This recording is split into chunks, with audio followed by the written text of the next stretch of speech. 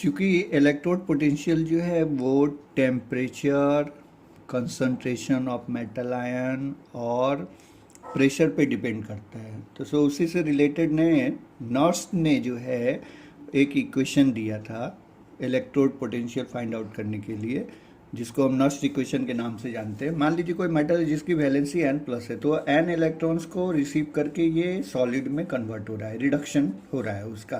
तो वो जो इलेक्ट्रोड पोटेंशियल जो है इस मेटल का नर्स इक्वेशन के अकॉर्डिंग, तो EmN+/m equal to E0 m n+/m -RT/NF ln natural logarithmic ln, फिर यहाँ metal concentration upon metal ion concentration. ये नर्स इक्वेशन है, इसी को हम नर्स इक्वेशन कहते हैं। किसी भी मेटल का इलेक्ट्रोड जो है किसी भी कंसंट्रेशन पे और किसी टेम्परेचर पे फाइंड आउट करना, किसी प्रेशर पे फाइंड आउट करने के लिए ये इक्वेशन उसने दिया था। But the concentration of the solid is always taken 1 unity, so therefore मैं इसके जगह पर 1 रख दूंगा। तो EmN+/m equal to E0 mN+/m, हमेशा ये रिडक्शन फॉर्म में लिखना है, -RT/NF ln 1 concentration of metal ion. यहाँ पे R जो है गैस कांस्टेंट है, जिसका मान 8.314 जूल पर केल्विन पर मोल लिखने हैं। F फैराडे कांस्टेंट है और इसकी वैल्यू जो होती है 96487 कूलाम पर मोल होता है। यानी 1 मोल इलेक्ट्रॉन का ये चार्ज होता है। 1 मोल इलेक्ट्रॉन के चार्ज को 1 फैराडे कहते हैं।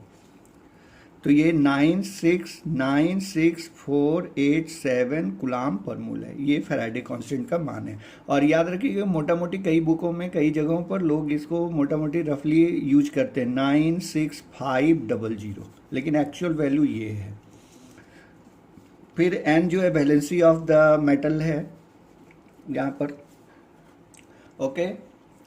और यहाँ पर अब देखिए, यहाँ पर अगर मैं इसको ये नेचुरल लॉगरिथमिक को अगर बेस 10 पे मैं कन्वर्ट कर दूँ, बेस 10 अक्सर लिखा नहीं जाता है, लेकिन LOG जब लिखा हो, फिजिक्स केमिस्ट्री में कहीं भी, तो आप यहाँ पर हमेशा समझा करिए कि बेस 10 है। तो यहाँ पे लॉग लिखना है, तो अगर मैं ln के बदले LOG लिख दूं तो यहाँ पे 2.303 से मल्टीप्लाई करना होगा। नेचुरल लॉगरिथमिक को बेस 10 पे बदलने पर यहाँ 2.303 से मल्टीप्लाई करना होता है। तो अब मेरा फॉर्मूला कैसा हो जाएगा, EmN+/m equal to E0 mN+/m -2.303 RT/NF log 1 metal ion concentration, okay. अब at T equal to 298 kelvin पे अगर बात करें, अक्सर जो है इस नर्स इक्वेशन से रिलेटेड क्वेश्चन वगैरह देखेंगे तो अक्सर जो है वो 298 केल्विन पे ही सारा प्रॉब्लम वगैरह किया जाता है। तो अक्सर हम लोग क्या करते हैं, ये T टेम्परेचर को मैं फिक्स मान लेता हूँ। तो यहाँ पर देखो 2.303 रखेंगे, R के जगह पर गैस कांस्टेंट की वैल्यू रख देंगे और T के जगह 298 रख देंगे, और फ्राइडे कांस्टेंट की वैल्यू अगर मैं रख दूँ तो इसको कैलकुलेट करने पर आपका मान इतना आएगा 0.059। तो मैं क्या करूँगा, अब इस इक्वेशन को रिड्यूस करके इस तरह से मैं लिख दूंगा, EmN+/m equal to E0 mN+/m -0.059/n। यहाँ पे देख रहे हैं, यहाँ पे 2.303 R T और F की वैल्यू हम यहाँ से निकाल के इतना निकाल लिए हैं, इतना वैल्यू हम फाइंड आउट कर लिए। तो यही मैं रख दूंगा यहाँ पर, और ये n मेरा बचा हुआ रह जाएगा, और log 1 मेटल आयन कंसंट्रेशन। तो इस तरह का फॉर्मूला हो जाएगा। तो इसी ये जो फार्मूला हम लोग जो इसको हम लोग यहाँ पर रिड्यूस कर लिए हैं इतना, तो ये याद रखिएगा कि यही मेरा वर्किंग फार्मूला है। ज़्यादातर हम लोग इसी फार्मूले का इस्तेमाल करते हैं, और एक्चुअल जो नर्स इक्वेशन है वो ये वाला दिया हुआ है, नर्स इक्वेशन,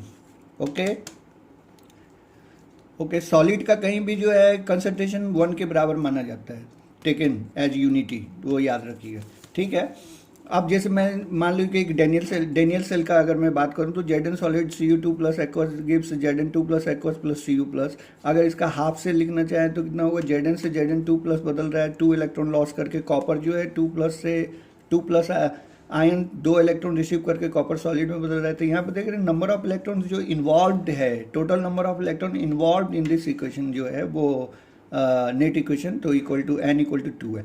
तो अगर मैं Zn का अगर इलेक्ट्रोड पोटेंशियल लिखना चाहता हूँ, रिडक्शन पोटेंशियल ऑफ Zn, तो E लिखेंगे Zn2 plus ion oblique Zn, फिर E not Zn2 plus ion oblique Zn लिखेंगे, माइनस 0.059 अपॉन में यहाँ n के जगह पर 2 लिख देंगे, फिर LOG लिखेंगे, फिर 1 अपॉन यहाँ पे कौन सा मेटल है मेरा, Zn है, Zn, तो मेटल आयन कंसंट्रेशन यहाँ लिख दिए Zn का।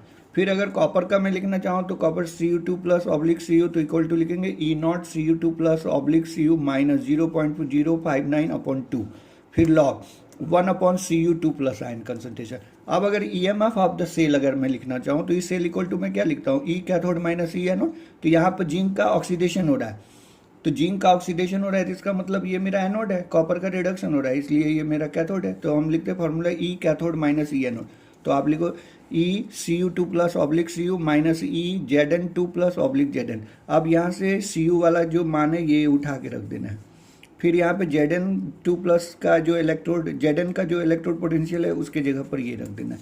तो आप यहाँ पर रख दो, जो एक Cu वाला रखो, फिर माइनस करके जब इसको रखोगे तो ये वाला नेगेटिव हो जाएगा, ये मान नेगेटिव हो जाएगा और ये मेरा क्या हो जाएगा, पॉजिटिव हो जाएगा। तो प्लस में इतना लिख दें, फिर यहाँ पर इतना माइनस इतना कर दीजिए, इसको एक ब्रैकेट में डाल दीजिए, फिर यहाँ पर क्या करें, माइनस 0.059 अपॉन 2 को मैं कॉमन ले लिया। तो कॉमन लेने पर क्या हो जाएगा कि इतना माइनस जब कॉमन लेंगे तो ये मेरा पॉजिटिव हो जाएगा, ये मेरा नेगेटिव हो जाएगा, है कि नहीं।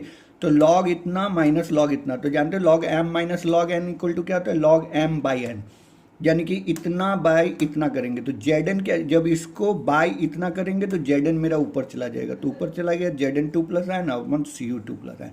तो इस तरह से E सेल इक्वल टू यहाँ पर हो गया है standard electrode potential copper minus zinc, अब माइनस में 0.059 अपॉन 2, और ऊपर हो जाएगा Zn2 प्लस, नीचे हो जाएगा Cu2 प्लस। ओके, फिर यहाँ से देखिए आप वही चीज़ को मैं रिपीट करके यहाँ पर लिख दिया हूँ, ई सेल इक्वल टू ये copper minus standard electrode potential of copper minus zinc, और माइनस में इतना, फिर लॉग Zn आयन कंसंट्रेशन ऊपर कॉपर का इतना, ठीक है। तो इसको याद कैसे रखते थे, याद रखिए यहाँ पर E cell equal to E naught cell होता है, E naught cell standard electrode potential of cathode minus standard electrode potential of anode, minus 0.059, तो ये स्टैंडर्ड लिखेंगे 298 केल्विन पे, ठीक है। एन जितने नंबर ऑफ इलेक्ट्रॉन्स इन्वॉल्व रहेंगे वो लिखेंगे, total number of electrons involve. और यहाँ पे लॉग के बाद हमेशा याद रखिए इस तरह से, ऊपर जो लिखना है ऑक्सीडाइज फॉर्म लिखना है जिसका ऑक्सीडेशन हुआ है वो, हाँ, और नीचे जो है रिड्यूस फॉर्म लिखना है, रिड्यूस फॉर्म। तो कॉपर का क्या हुआ, रिडक्शन हुआ, तो कॉपर 2 प्लस है नीचे लिखो, ऑक्सीडाइज किसका हुआ था, Zn का, तो Zn2 प्लस ऊपर लिखो।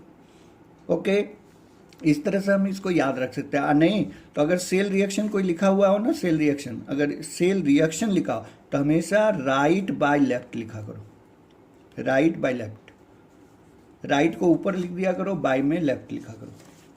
यहाँ पर देखो सेल रिएक्शन Zn वाले का क्या है, यहाँ पर Zn वाले का, यहाँ पर देखो Zn है ना, ऊपर दाईं तरफ Zn2 प्लस आयन है ना, और इसका तो 1 हो जाएगा ना, कंसंट्रेशन सॉलिड है तो 1 लेंगे, तो इतना अपॉन में इतना जब करेंगे तो इसका 1 हो जाएगा, Cu2 प्लस आयन नीचे हो जाएगा।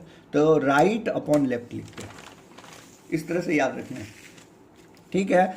इसको याद इस तरह से रखिए। अब जैसे मुझे सेल रिएक्शन ये दिया हुआ है, कॉपर और सिल्वर का ये हमारा ये सेल है, तो इसका हाफ सेल लिखे तो कॉपर का क्या हुआ है, ऑक्सीडेशन हुआ है, सिल्वर का क्या हुआ है, रिडक्शन हुआ।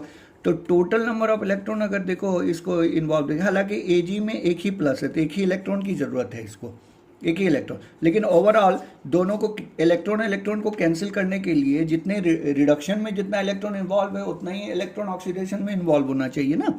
तो हम यहाँ से 2 से मल्टीप्लाई कर देंगे इसको, यहाँ पर सॉरी यहाँ पर 2Ag भी लिखना होगा,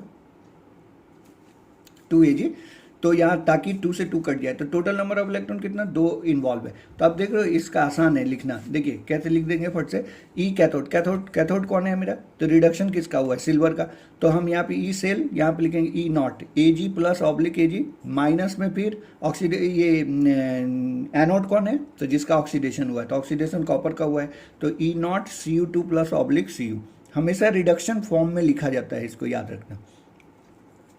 फिर माइनस, फिर 0.059 अपॉन में कितने नंबर ऑफ इलेक्ट्रॉन है, 2, लॉग लिखेंगे। अब राइट में कौन है, देखिए यहाँ पे सेल रिएक्शन में देखा करिए, रिडक्शन हाफ सेल में नहीं, सेल रिएक्शन में ये देखिए राइट पे है और ये लेफ्ट में है। तो यहाँ पे आप लिखोगे Cu लॉग Cu का Cu2 plus ion concentration upon फिर Ag प्लस आयन का कंसंट्रेशन। लेकिन यहाँ पर एक चीज़ और याद रखना है कि चूंकि Ag प्लस आयन का यहाँ पर सेल रिएक्शन में 2 से मल्टीप्लाई है, तो 2 से मल्टीप्लाई है तो इसके जो आयन कंसंट्रेशन है उसमें 2 का पावर रेज करना होगा, 2 से पावर इसका रेज करना होगा, ये याद रखना। जितना स्टोइचियोमेट्रिक कोफिशिएंट जिसके साथ जो लगा हुआ हो उतने से उसके कंसंट्रेशन के पावर को रेज कर देना होता है। ओके, ठीक है, तो लिखना आसान है, आप याद भी कर लोगे। यहाँ पे कैथोड माइनस एनोड लिखा करो, फिर minus 0.059 total number of electrons, इसमें इन्वॉल्वमेंट कितना है वो लिख लिया करो, लॉग लिखो, फिर हमेशा ऊपर में ऑक्सीडाइज फॉर्म लिखा करो, नीचे में रिड्यूस फॉर्म। अगर जिसमें जितना का यहाँ पे स्टोइचियोमेट्रिक कोफिशिएंट जितना भी हो, जितना से मल्टीप्लाई हो उतना से उसके कंसंट्रेशन को रेज कर दिया करो। Okay, right by left cell reaction का represent the cell in which the following reaction takes place. Mg plus यहाँ पे Ag2 प्लस यहाँ पे उसका कंसंट्रेशन दिया हुआ है, फिर Mg2 प्लस उसका कंसंट्रेशन दिया हुआ है, फिर प्लस 2Ag सॉलिड। तो यहाँ पे क्लियर देख रहे हो कि Mg का ऑक्सीडेशन हुआ है, यानी ये मेरा एनोड का काम करेगा, Ag का रिडक्शन हुआ है तो ये मेरा कैथोड का काम करेगा। तो कह रहा है कि cell calculate its cell EMF of the cell if standard EMF of cell equal to given है 3.17 वोल्ट। स्टैंडर्ड इसका जो EMF ऑफ सेल है वो गिवन है 3.17। तो इस कंसंट्रेशन पे हमको फाइंड आउट करना है by using the Nernst equation का इस्तेमाल करके हमको सेल का EMF फाइंड करना है। ओके, तो सेल रिप्रेजेंटेशन अगर मैं इसका लिखना चाहूँ, इसका अगर सेल रिप्रेजेंटेशन लिखना चाहूँ तो कैसे, मैं एनोड से शुरू करता हूँ, एनोड से लिखना शुरू करता हूँ। एनोड लेफ्ट में लिखते हैं, कैथोड राइट में। तो एनोड में कैसे लिखेगा, Mg सॉलिड और एक वर्टिकल लाइन डाल करके यहाँ पे लिखेंगे Mg2 प्लस और ये कंसंट्रेशन नोट कर देंगे। यहाँ देखिए एनोड का पहले लिखेंगे Mg सॉलिड, एक वर्टिकल लाइन Mg2 प्लस, उसका कंसंट्रेशन जो दिया हुआ है यहाँ नोट कर देंगे, फिर डबल वर्टिकल लाइन देंगे, फिर यहाँ पर देखेंगे सिल्वर वाला। तो सिल्वर में यहाँ पर क्या हुआ है Ag प्लस, फिर यहाँ पर देखिए Ag प्लस और ये Ag सॉलिड में बदला है। तो यहाँ पर Ag फिर उसका कंसंट्रेशन लिख देंगे और फिर एक वर्टिकल लाइन डाल करके Ag सॉलिड लिख देंगे, ठीक है ना। यहाँ मेटल लिख के उसका ऑक्सीडाइज फॉर्म लिखा जाता है, फिर यहाँ पर डबल वर्टिकल लाइन दे करके यहाँ पर जो है वो Ag आयन के रूप में लिखे, जो भी है आयनिक फॉर्म लिखे, फिर उसको हम यहाँ पर रिड्यूस फॉर्म लिखते हैं। यहाँ पर ये लिख करके इसका ऑक्सीडाइज फॉर्म लिखते हैं, फिर ये लिख करके उसका रिड्यूस फॉर्म लिखते हैं। तो ये मेरा कैथोड है, ये मेरा एनोड है। तो ई सेल इक्वल टू क्या लिखेंगे, E0 सेल माइनस 0.059 अपॉन में कितने नंबर ऑफ इलेक्ट्रॉन से जो इन्वॉल्व हैं, तो 2। क्लियर है ना। यहाँ पे याद रखिए सेल में यहाँ पे 2 से मल्टीप्लाई है, लेकिन वो सेल रिप्रेजेंटेशन लिखते समय यहाँ पे 2 नहीं लिखना है, हमें को 2 यहाँ पे लिखना नहीं है। और लेकिन याद रखना है कि जब हम यहाँ पर लिखेंगे ये फॉर्मूले में 0.059 अपॉन 2 लॉग, और यहाँ पर क्या लिखेंगे ऑक्सीडाइज फॉर्म। तो ऑक्सीडाइज फॉर्म कौन है, ये। तो Mg2 प्लस आयन का कंसंट्रेशन अपॉन Ag का जब हम लिखने लगेंगे यहाँ कंसंट्रेशन, तो देखिए सेल रिएक्शन में क्या दिया हुआ है, 2 से मल्टीप्लाई ना है यहाँ पर, तो इसलिए इसके पावर को 2 से रेज कर देंगे। ओके, 2 से पावर रेज कर देंगे, फिर इसके बाद आप इसको कैलकुलेट कर लीजिए। लॉग का हमने आपको वीडियो बना करके भेजा ही है, बताया ही है कि लॉग का कैलकुलेशन हम कैसे करते हैं, तो उसके अकॉर्डिंग इसको कैलकुलेट करके आप देख लेना, इतना आएगा। ओके, इसमें जितने भी क्वेश्चंस आपके आ रहे हैं न्यूमेरिकल, वो ज़्यादा से ज़्यादा उसमें लॉग इन्वॉल्व होगा, तो इसलिए आप उसको अच्छी तरह से लॉग के द्वारा कैसे कैलकुलेशन किया जाता है उसको अच्छी तरह से भली भांति सीख लीजिए, क्योंकि इसमें हर क्वेश्चन ही आपको लॉग से रिलेटेड मिलेगा।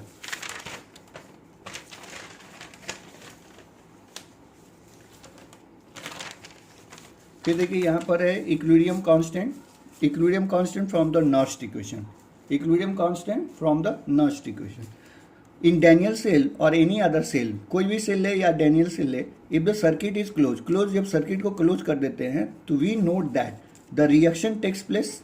अगर डैनियल सेल ले रहे हैं तो इसके अकॉर्डिंग रिएक्शन होगा, कोई अदर सेल लेंगे तो उसके अकॉर्डिंग रिएक्शन होगा। तो यहाँ पे डेनियल सेल में इस तरह का reaction Zn solid plus Cu2 plus aqueous gives Zn2 plus aqueous plus Cu solid takes place. ये रिएक्शन होगा, जैसे सर्किट को क्लोज करेंगे तो ये रिएक्शन होना शुरू हो जाएगा। एज टाइम पासेस, जो जो टाइम पास होते जाएगा, the concentration of Cu2 plus keeps on decreasing.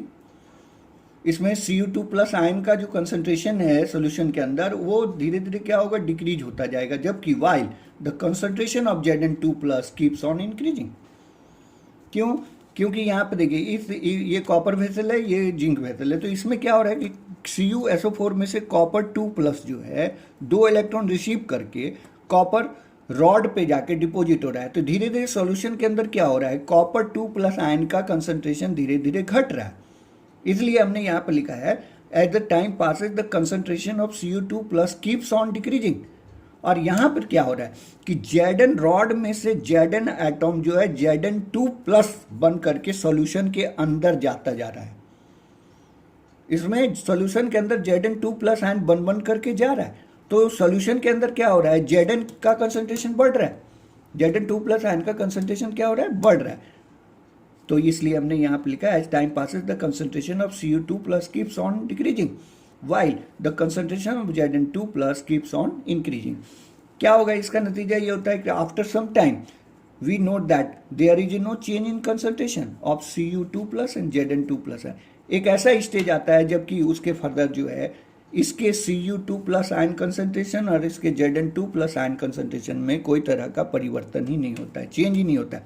इसका मतलब at the same time the volt meter reading gives 0। ये 0 रीडिंग बताएगा, क्योंकि इसमें जब आयन का कोई कंसंट्रेशन चेंज ही नहीं होगा तो इसका मतलब इसमें फ्लो ऑफ इलेक्ट्रॉन ही नहीं होगा। इलेक्ट्रॉन का फ्लो इसके आयन कंसंट्रेशन में चेंजिंग की वजह से ना हो रहा है।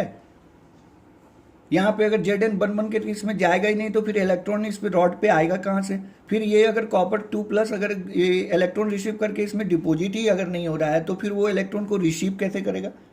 तो अगर आयन में कोई कंसंट्रेशन नहीं होता है तो उस समय वो वोल्ट मीटर का रीडिंग 0 हो जाएगा। यानी इस स्टेज को हम लोग इक्विलिब्रियम स्टेज कहते हैं, डायनामिक इक्विलिब्रियम स्टेज आ जाता है एक। ओके, तो इस स्थिति में क्या हो गया, इसका मतलब ई सेल जो है 0 हो गया। यानी इन दिस सिचुएशन में क्या हो रहा है, ई सेल इक्वल टू 0। अब नास्ट इक्वेशन के अकॉर्डिंग अगर देखिए तो ई सेल इक्वल टू क्या होता है, E naught cell minus 2.303 RT upon NF।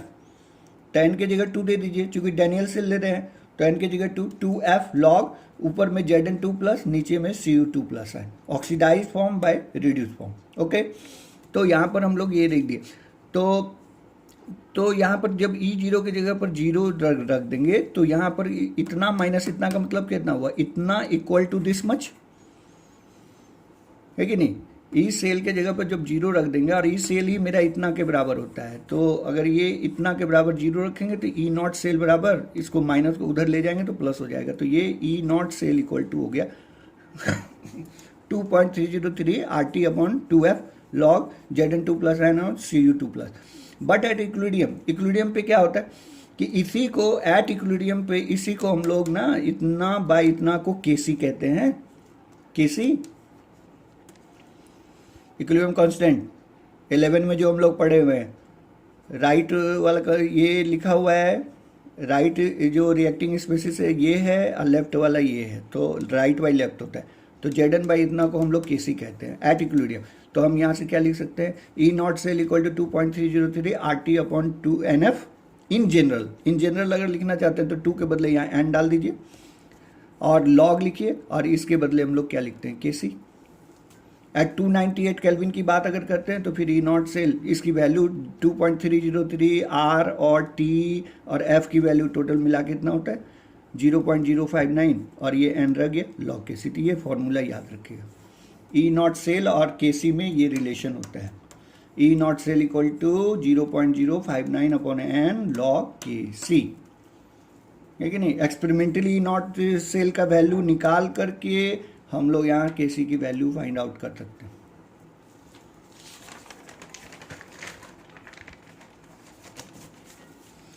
एक क्वेश्चन यहाँ पर देखिए क्या है, calculate the equilibrium constant of reaction. यही देखिए Cu सॉलिड फिर 2Ag plus aqueous Cu2 plus aqueous plus 2Ag लिखा हुआ, ई नॉट सेल दिया हुआ है इतना, तो इससे बोल रहा है कि फाइंड आउट करने के लिए कि हमारे Kc की वैल्यू फाइंड करिए। Kc की वैल्यू फाइंड Kc, यहाँ पर लिखा हुआ है फाइंड Kc, वो तो हम यहाँ पे लिख दिए find the calculate the equilibrium constant. तो E naught cell equal to क्या क्या, अभी फॉर्मूला देखिए 0.059/2 log Kc, तो यहाँ पर ई नॉट सेल की जगह पर ये वाला वैल्यू रख देंगे, ठीक। 0.059 इसमें नंबर ऑफ इलेक्ट्रॉन्स कितने हैं, total number of electrons involve जो है 2 इलेक्ट्रॉन है, इसने 2 इलेक्ट्रॉन खोया, इसने 2 इलेक्ट्रॉन गेन किया, तो 2 लिखेंगे log Kc। अब इसको log Kc इक्वल टू निकालेंगे तो क्या करेंगे, दिस इंटू दिस अपॉन में ये, अब इसको कैलकुलेट करके देख लीजिए इतना आ जाएगा। और एंटी लॉग लेने के लिए हमने आपको पहले ऑलरेडी सिखा चुका है वीडियो में बना करके, तो Kc इक्वल टू आप यहाँ पे लिख दो, इसका एंटी लॉग लेंगे, log Kc equal to this much, so therefore Kc equal to anti log of this, anti log of this. आप देख लें, यहाँ आप देख लेना पॉइंट के बाद जो है ना इसका जो मेंटिशा है वो केवल एक ही डिजिट है, तो यहाँ पे 0 डाल लेना, 0 डाल करके 0.60 का एंटी लॉग देखने को, जितना भी आएगा लिख करके एक अंक के बाद डेसिमल डाल देना है, फिर इंटू 10 लिख करके, और ये जो कैरेक्टरिस्टिक जितना है वो पावर लगा देना है। ओके, फिर यहाँ पर देखिए electrochemical cell and Gibbs energy of reaction. Electrochemical cell जो है ई और गिब्स फ्री एनर्जी जो हमारा होता है जी, उन दोनों में रिलेशन है।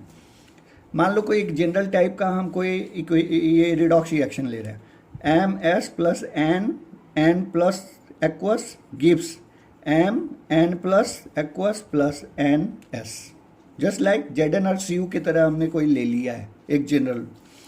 तो clearly the number of moles of electron involve in the reaction Q equal to NF, कितने इलेक्ट्रॉन से ये रिसीव करेंगे, क्योंकि इसकी वैलेंसी N प्लस है इसलिए N इलेक्ट्रॉन से रिसीव करेंगे और ये N इलेक्ट्रॉन जो है क्या करेगा, रिलीज करेगा, ठीक, क्योंकि ये M से N प्लस में बदल रहा है, तो N इलेक्ट्रॉन ये लॉस करेगा, ये N इलेक्ट्रॉन गेन करेगा। तो एक मोल इलेक्ट्रॉन का जो होता है, एक मोल इलेक्ट्रॉन जो होता है, अगर मोल के रूप में इसको लिया जाए तो एक मोल का जो चार्ज होता है वो फ्राइडे कांस्टेंट के बराबर होता है, तो इसमें N मोल इलेक्ट्रॉन्स अगर इन्वॉल्व हैं तो टोटल चार्ज कितने हो जाएंगे, Q इक्वल टू NF।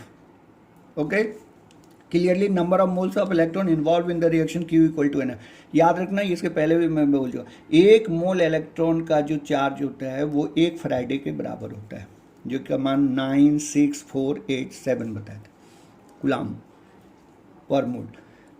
तो अगर इसमें N इलेक्ट्रॉन इन्वॉल्व हैं, देख रहे हैं N वैलेंसी, तो N इलेक्ट्रॉन इन्वॉल्व है तो टोटल चार्ज NF हो जाएगा। If the EMF of the cell equal to E, उसी को भी बोलेंगे हम लोग, ठीक, E इक्वल टू मैंने उसी को भी बोल रहे हैं NF को Q, तो is the amount of charge past, यही टोटल अमाउंट ऑफ चार्ज होगा जो ड्यूरिंग रिएक्शन जो है वो पास होगा। तो W इलेक्ट्रिकल हम लोग लिखेंगे, क्योंकि मालूम है ना कि V equal to W by Q होता है, तो W इलेक्ट्रिकल इक्वल टू क्या लिखेंगे हम लोग, Q इंटू V, Q के जगह पर NF और V के जगह पर E, तो ये total W electrical equal to हमारा इतना हो गया NFE। अब डेल्टा RG क्या है मेरा, डेल्टा GR, यानी कि change Gibbs free energy change for the reaction, delta GR is the Gibbs energy of the reaction, then delta GR equal to minus W electrical, minus W electrical. This is the maximum energy drawn from the cell reaction which can be put into the useful work. तो W electrical, तो minus यहाँ पे W electrical निकाल चुके हैं, तो हम लोग यहाँ पे लिख देंगे इतना, तो ये डेल्टा GR इक्वल टू हो गया माइनस NFE सेल, ये याद रखिएगा फॉर्मूला, गिब्स फ्री एनर्जी और ई सेल में ये रिलेशन होता है। और फॉर स्टैंडर्ड कंडीशन में तो सभी का जो ऑल रिएक्टिंग स्पेसिस होता है उसका कंसंट्रेशन हम लोग कितना लेते हैं, यूनिटी के बराबर, और जब यूनिटी के बराबर लेंगे तो वो स्टैंडर्ड कंडीशन में आ जाएगा, तो ई सेल को ही हम लोग ई नॉट सेल बोलेंगे ना, ई नॉट सेल। तो तब उस स्थिति में ये ई के जगह पर ई नॉट जब मैं लिखूंगा तो यहाँ पर मैं लिखूंगा delta G0R, okay, standard Gibbs free energy equal to minus NFE naught cell, okay. अब देखिए यहाँ पर ये E naught cell equal to, अभी अभी इसके पहले हम लोगों ने ये प्रूव किया था कि ई नॉट सेल जो होता है R T upon N F L N K C के बराबर होता है। इसके पहले हम लोग देख चुके थे इक्विलिब्रियम कांस्टेंट और ई एम एफ में जो है कि रिलेशन, ठीक है, यहाँ पर हम लोग प्रूव कर चुके हैं। ये देखिए यहाँ पर, ठीक है। तो हम यहाँ पर लिख दिए E0 cell equal to R T by N F L N natural logarithmic, यहाँ पे लिखते हैं तो 2.303, यहाँ नहीं लिखेंगे तो एल एन के सी। तो अब यहाँ पे एन एफ को इसके साथ मल्टीप्लाई करके दिस इंटू दिस कर दें तो बराबर क्या हो जाएगा are T L N K C. Okay, तो हम यहाँ से एन एफ E0 सेल को हटा करके इसके बदले में हम are T L N K सी लिख सकते हैं। So therefore delta G naught R equal to हम लोग यहाँ लिखेंगे minus R T L N K सी।